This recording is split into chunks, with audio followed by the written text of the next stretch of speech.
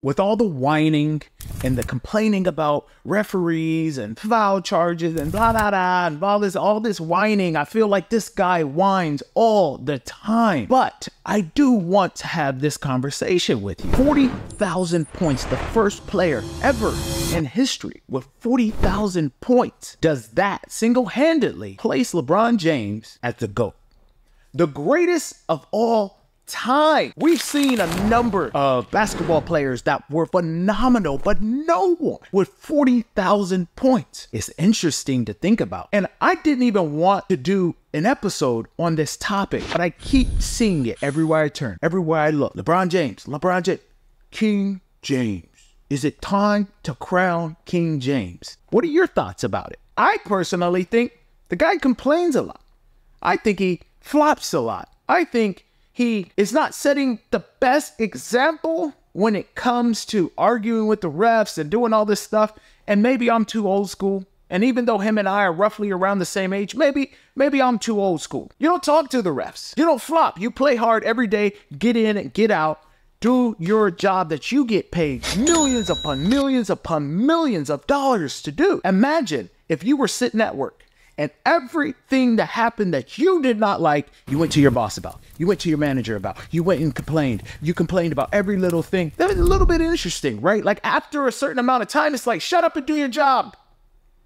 But he's LeBron James. King James, what y'all like to call him. Is he the greatest of all time? In my opinion, no. I don't think he's the greatest of all times because I think Kobe Bryant is the greatest of all times. I think Kobe Bryant is the greatest Laker. That's just me. And that's my opinion. I have the right to have that opinion, just like you have the right to worship King James. But I am curious if you guys think the accomplishment of 40,000 points, the first time, which I don't want to take anything away from that, right? 40,000 points, being the first player ever to have 40,000 points, I think that's incredible.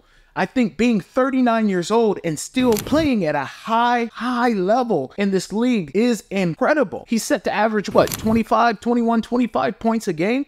Incredible. And he still continues to dunk on people's heads. He still continues to have the endurance and cardio. I mean, the guy takes care of his body. There was one time I heard something that he says $2 million a year just to take care of his body. I have to give you praise for making sure that your body is healthy and that you are playing at a top tier level for so many years. I give you props, LeBron James. I'm not going to call you King James. There ain't nobody, you're not my king, but I will give you props for that.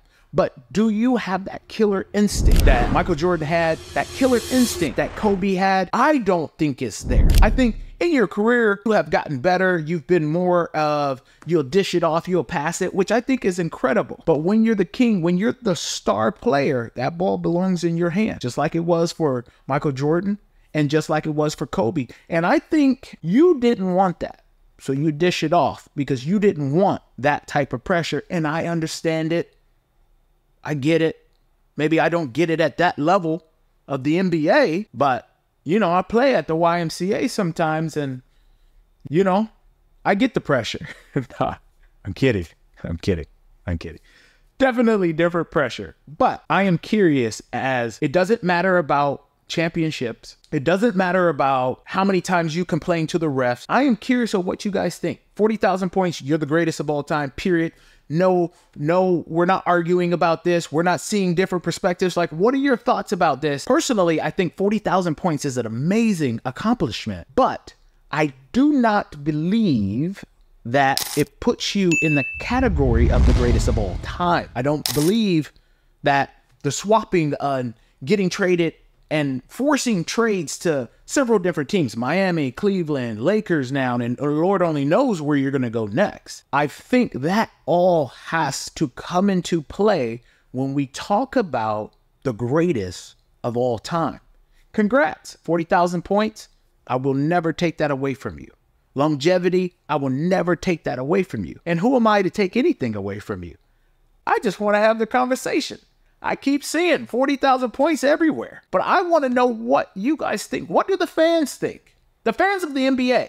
Not just the Laker fans, because I'm a Laker fan, but the fans of the NBA. Is he the greatest of all times? And if so, tell me why. I like hearing perspectives. I don't care if I have to agree or I don't agree. That's the fun part about life, is when you agree, when you don't agree, when you agree to disagree. But understanding and hearing other people's perspectives is a great part of life. And I press into that as much as possible because I don't want to be right all the time. It's hard being right all the time. It's hard being... No, I'm kidding.